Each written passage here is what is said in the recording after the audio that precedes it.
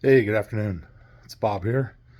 I'm going to do a walkthrough around my Polaris RZR 800 that I have up for sale.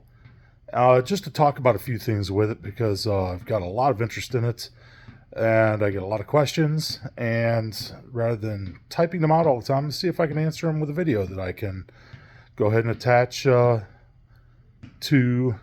every request I get for information.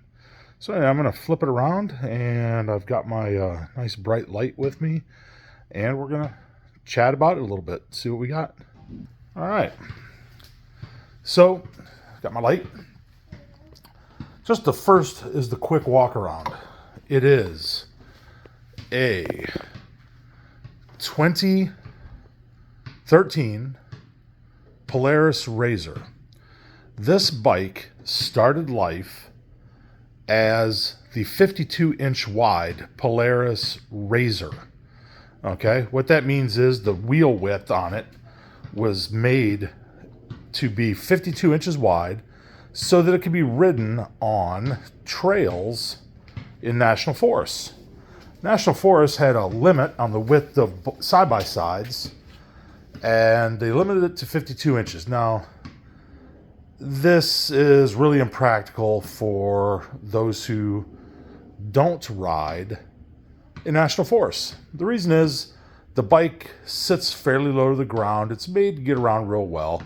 It's fun, but if you want to get in some mud, you got a little bit of hilly terrain, having that higher center of gravity and a narrow wheel well or wheelbase could make it a little bit tipsy.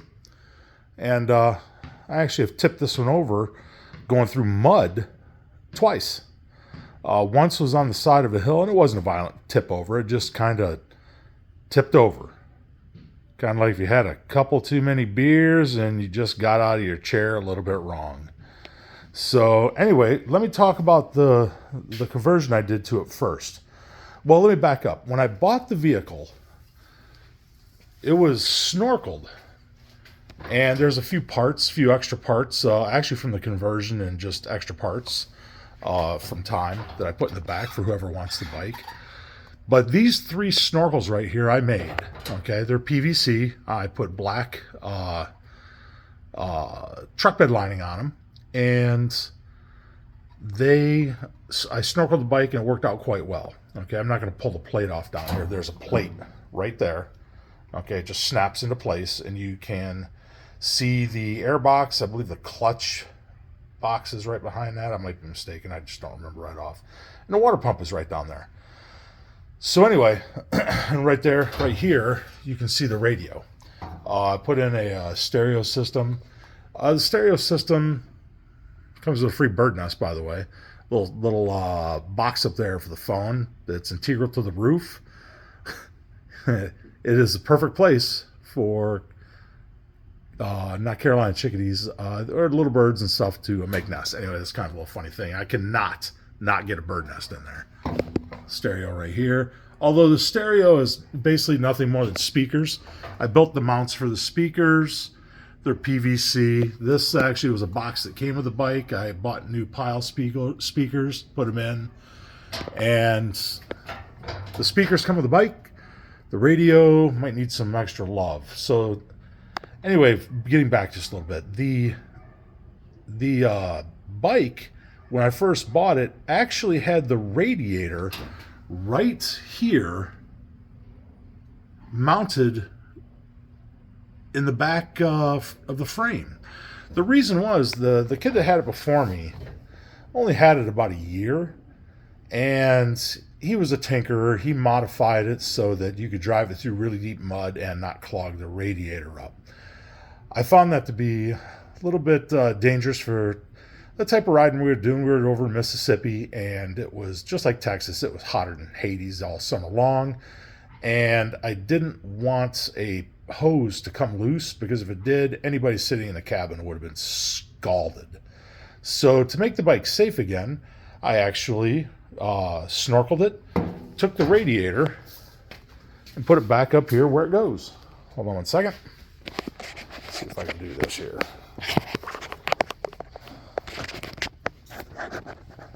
Okay. Just adjusting my light. Whoop. Using my light and my phone all at the same time. So anyway, popping off the hood. Quite simple. Haven't done this in a while. Here's your radiator right here. Okay. Really simple. It's got the overflow. It's got the overflow, the radiator, and this is where the hose connects.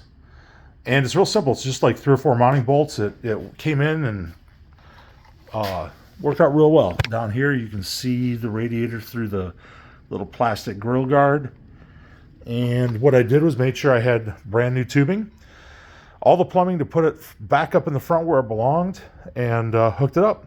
The only problem I had with it was it's a DC system, and I had the 2 wires connected backwards to the radiator, which actually made the air blow the wrong way. Took me and 4 or 5 other guys about a week to figure out, of course we were drinking beer the whole time, to figure out why it wouldn't cool down. But anyway, we figured it out, switched the wires, going to the fan, and that was it. Works great. Little storage compartment up here, you can see. Okay, everything's a little dusty and dirty. This bike has been sitting here in my garage for quite some time. We got here after COVID, or right about the start of COVID. Brought the bike to Michigan, did a lot of maintenance on it in Michigan when I was living and working up there for a couple of years, and then we came to Texas just in time for COVID, and this bike has been sitting in the garage ever since. Okay.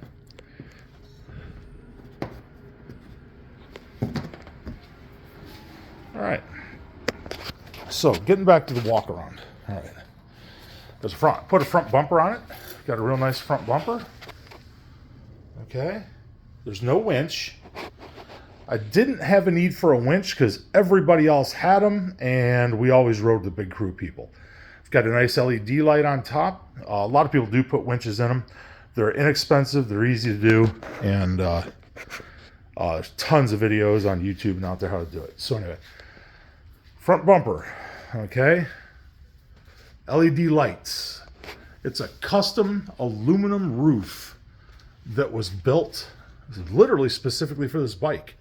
I can't remember who did it, but I think the kid that owned it before us, the first owner, actually had a friend who worked in a metal shop, and he went ahead and took care of that. Along the way, we added doors. Okay. Nice doors. These are really nice doors. Metal doors. Okay. All right. Now, I've mentioned there's no seats in this. All the electric wiring and stuff you see right there is from the add-ons. I've had whips on this. The whips are still there. The mounting brackets are good, but the whips, if you want them, replace them. If not, take them off, throw them away. I've got, you can see where I wired on both sides. Things going up and down from the radio to the speakers. I added a switch bank up in here. You can see the switch bank. It's kind of crowded up in there. That's entirely up to you whether or not you keep it there. It can be moved. The great thing about these bikes is everybody's constantly tinkering with them. Frankly, I'd take it down, take it all out, disconnect everything other than the basics. You know, that way if you want to add anything later on, it just makes it a lot easier. But like I said, I had added a radio. I mounted a plug to the radio right here. The whips, there's I custom made these little light bars. You can see those up in there. It's just a PVC tube with red LED lights in it. They're one of the switches there. I just can't remember which one. There's one on the other side. Like I said, there's a LED light. That's one of the light switches. I do believe the stereo system has a on-off power switch up there. In fact, the fan is an on-off all the time. Okay, when I start the bike, one of these switches right here actually controls the fan. So the reason I did that was to literally keep it running all the time. It was so hot in Mississippi, I just wanted it to run. Okay. And it works great. It worked great. Actually, I got a guy pulling up right now. Take a look at this thing. Let me get right back to you. Is this him? Nope. It's not. All right, back to the tour. So anyway, got the battery here. All right, it's just a truck battery. I had added, excuse me. The bike comes with a pretty small battery, so I added this EMP tray. You have to cut out some plastic and you mount the metal tray in there, and you can put a full-size battery in. Great thing about the full-size battery is it allows you to run a lot more accessories. Okay, I think this right here is a voltage regulator, but I'm not quite sure. Some of that stuff I don't mess with a lot. Right here is the top of the fuel tank. Okay, you'll notice the fuel pump, which is right there. Okay, got the light shining out pretty bright. I actually replaced the fuel pump. The reason is I took a seat out once, and when I was putting the seat back in a hurry, I caught that top inlet and broke it off. I was completely torqued, but it ended up costing me a couple $100 to put a new fuel pump in it, and that's bonus. The windshield is an add-on. Okay, flips open in three different positions, closed where it's at right now. It's got a medium and a full open. Okay, nice windshield, very nice to have in areas where it's really dusty. Okay,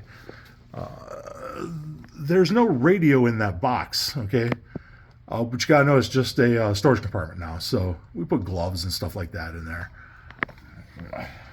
Hold on a second, got my cord caught up for the light. Okay, there's a switch bank. It's crowded. I would probably rebuild that, drop it, make it 2 inches deeper so you can fit all your switches in there, and maybe run it one side down here for driver access only, maybe. But these are all entirely up to you. It's aluminum roof. Drill holes to your heart's content. If you look up top, shoot, hold on, pause. All right, we're back at it.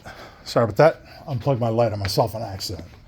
But like I was saying, the roof, yeah, it's been drilled through. Things have been mounted on it. It's made to do it. You can see the snorkel kit in the back. I actually have vents. You can see this tube right down here. That tube, I believe, goes to the differential. Just like a vehicle, there's a number of just vents and things like that a lot of things work right. Okay, I use a bungee cord to hold my whips down when they're in garages and stuff. But like I said, the whips, I bought the mounts. I put the mounts on there. The whips, you know, I got them from redneckwhips.com. Great guy, cool stuff, good prices, and it was a fun addition. But anyway, rear bumper. Okay, you can see where it's got a tow hitch for Polaris accessories. The shackle's mine. I'm going to take that because I use it on my other bike. Let's take a couple of minutes to discuss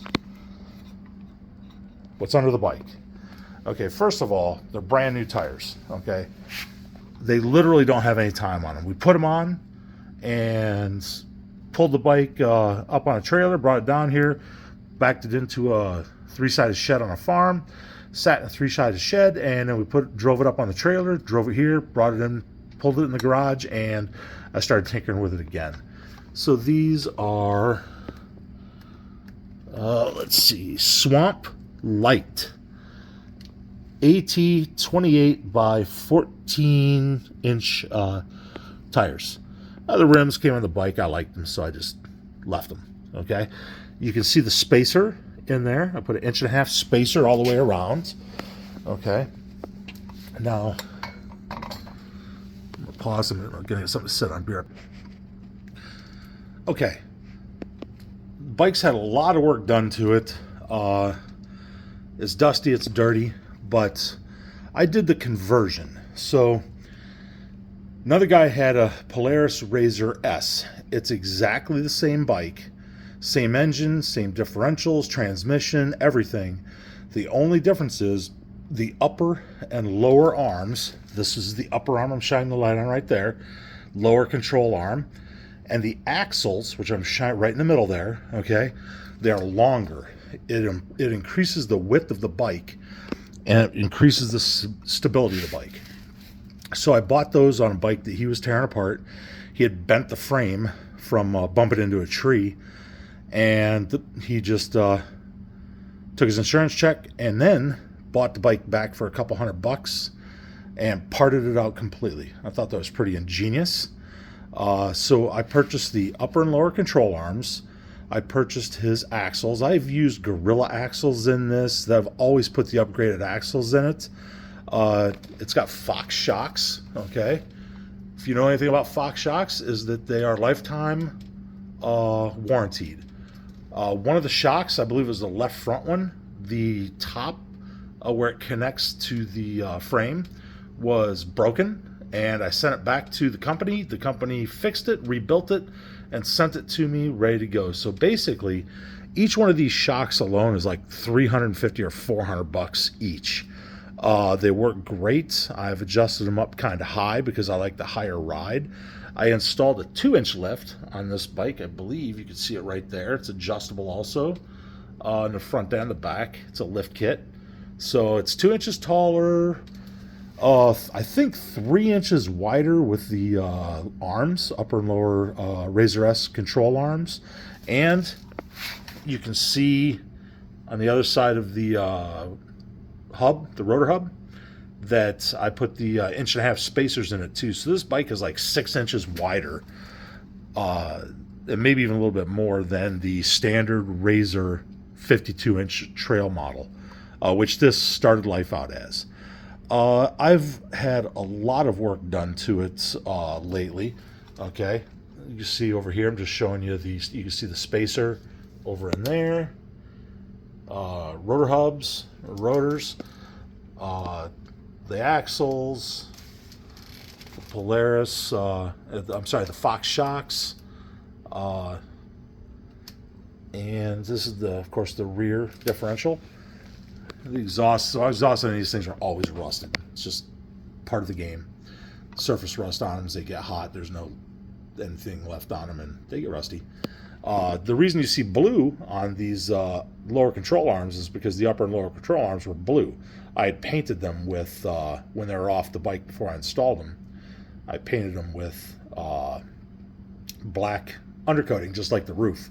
So it looked great for a while, and then you run it through the swamps and whatnot, and it peels off some of the paint I put on there. Because I didn't do a great job, I just painted them laying on the ground at the house.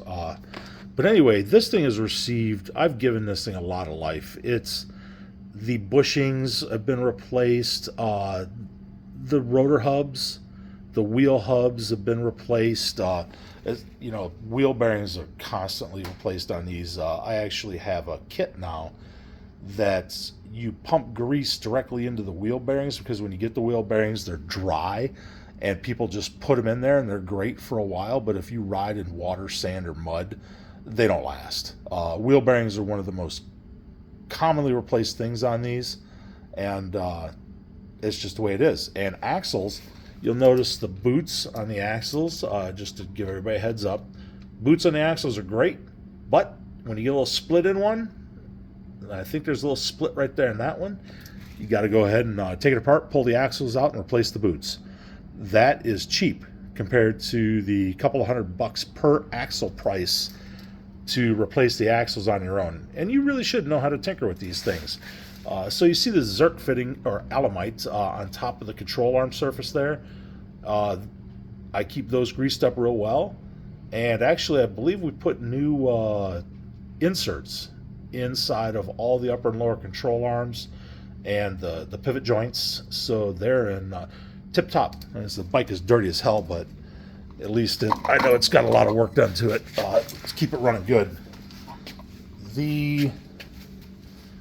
Over here, water pump right down here. Okay, It's got a fairly new oil filter. I had all the fluids changed when I was in Michigan. Okay. And had the new tires put on. I believe I have to go back and look, but I have a new front differential.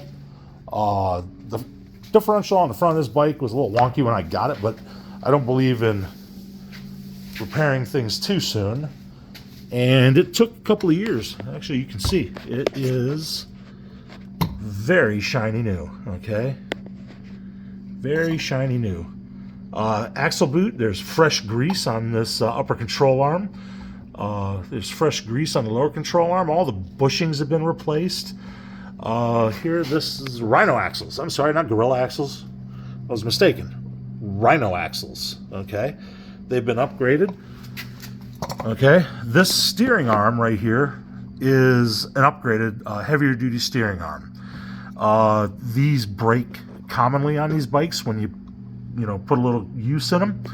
And everybody I knew was upgrading them, so I spent a couple of $100 and upgraded it. Again, another item with a boot. Anything with boots has a U-joint in it, and they need to be disassembled occasionally, greased up real well, the boots checked out, and the boots need to be replaced. If you replace the boots, keep these things greased up liberally, you will be in great shape. Okay? Another look down here. You can see right here where I'm shining the lights, they put little L-shaped plastic brush guards and things like that on there. Those go quick. See axles. Okay. This bike has been sitting here waiting to be used for 2 years, ever since the start of COVID.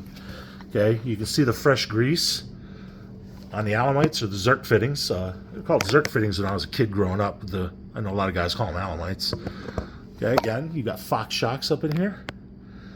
These are great shocks, great for the bike. Okay, and I'm trying to think of what else I've done. I actually have included the shopping list and the invoice from when I had all the work done to it up in Michigan at Countywide Power Sports. And like I said, it's sitting here in the garage, just looking to pass on to the next person that might want to enjoy it. Like I said, I started. There's 3 things that need left on this bike. 3, okay, and you'll be riding. First is clean up this electrical spaghetti. It's easy. It's stuff I added on. If you have any working knowledge of how to add this stuff on, great. If not, I can walk you through it. Frankly, if it's not bought in the next couple days, I'm continuing to work on the bike while I'm waiting for somebody to buy it.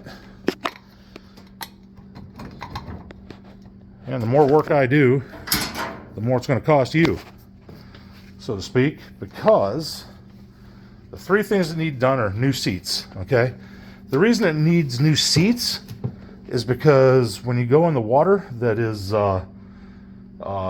deep, you end up in swamp water. The swamp water soaks into the seats. The seats don't ever dry real well. You take them out, you rinse them, you let them sit in the baking hot sun, but occasionally it doesn't get baking hot, and you end up, the seats smell like swamp ass to be specific, and they just needed replaced. So I took those out. Also, the brackets that go underneath the seats to connect them, okay, right here, there's just 2 pieces that go underneath there, and the seat plugs into that right there, and that's it. There's a little lever on the seat that disassembles it, that pops it over. They pop right out. Same on the other side. The electrical spaghetti is all just in the way.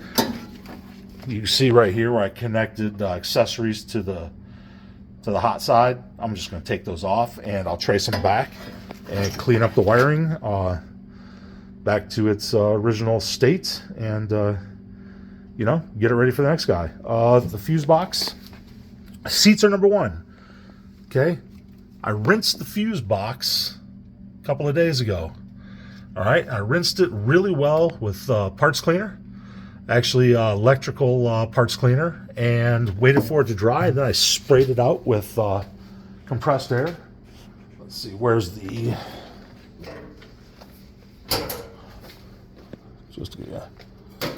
This is what I used right here. Electromotive electric parts cleaner. Just getting in there. It was just full of mud. It was just full of mud. It's not a watertight fuse box. I've got the parts right here. You can see this is the mounting bracket that goes on the back. Okay, that puts it on the firewall. This is a wire separator. And this is the cover to the fuse box right here. Actually tells you where everything goes. Okay, I bought new fuses and I bought new relay switches. Okay, I just am getting ready to plug them in. All right, if someone doesn't buy this bike by the end of tomorrow, I'm probably going to raise the price on it because I'll have it running.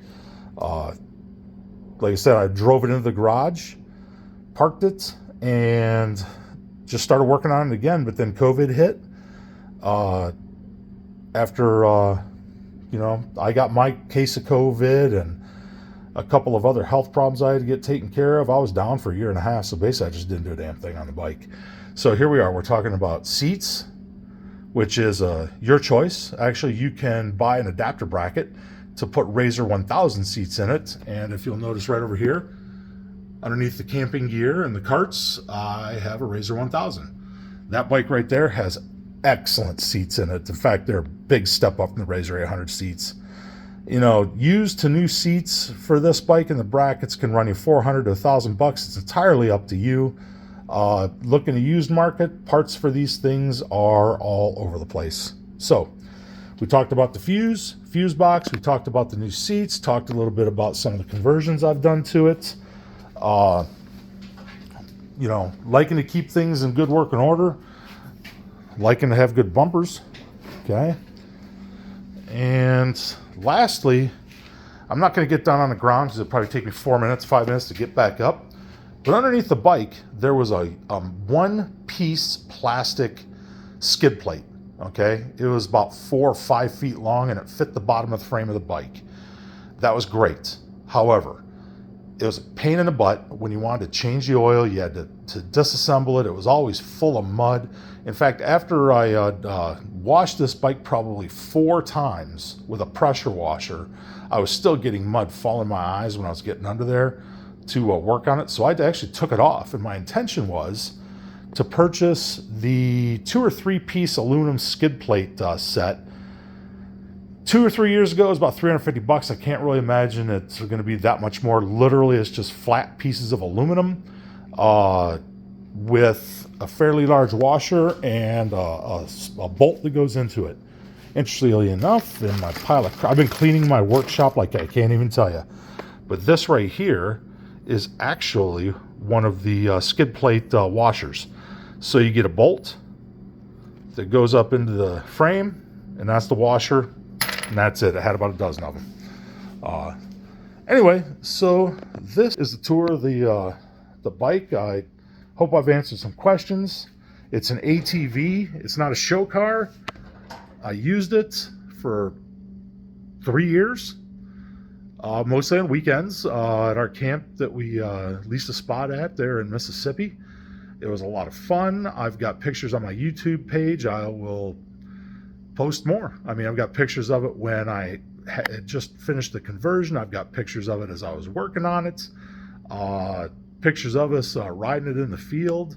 It's a great bike. So if you're interested and you'd like to come check it out, give me a call. I started the price off at $7,000. I paid $13,000. I've got the original invoice or bill of sale and the title sitting over here on the workbench with me. And I paid $13,000 for it when it was 2 years old. I put $7,000 to $8,000 into this bike that I can fairly well document. The windshield, the doors, the tires, the RZR S conversion, just the parts were every bit of $1,200. I spent $6,000, just shy of $6,000 at Countywide Power Sports in Michigan on mostly maintenance items. I was busy working at a veteran service organization, and I mostly wanted them to do the front differential, mostly because I didn't have time. I was just working too much. So they took care of that, and I said, hey, guys, go over to the bike and tell me what you think it needs. wiggle it and waggle it and tell me what you think needs fixed up on it. So they did, and I didn't question it. You know, everything that they spoke about, I had already had experience dealing with, and it was good preventive maintenance to do. So, like I said, seats, get the fuse panel put back together, get the bike to roll over, and put the skid plates on it, and you're out having fun. Okay? Anybody got questions? 412-874-6402. This is Bob. Happy to talk to you about it, and you want to come check it out, fine. Next day or two, I'm probably going to pull it out and pressure wash it off, make it look a little bit better for you. Anyway, I'm just going to keep working on it. With the exception of buying the seats and the skid plates, I'm going to get this thing ready to go. All right. Like I said, those are customer preferences. All right, guys. Have a great day. Take it easy. Bye now.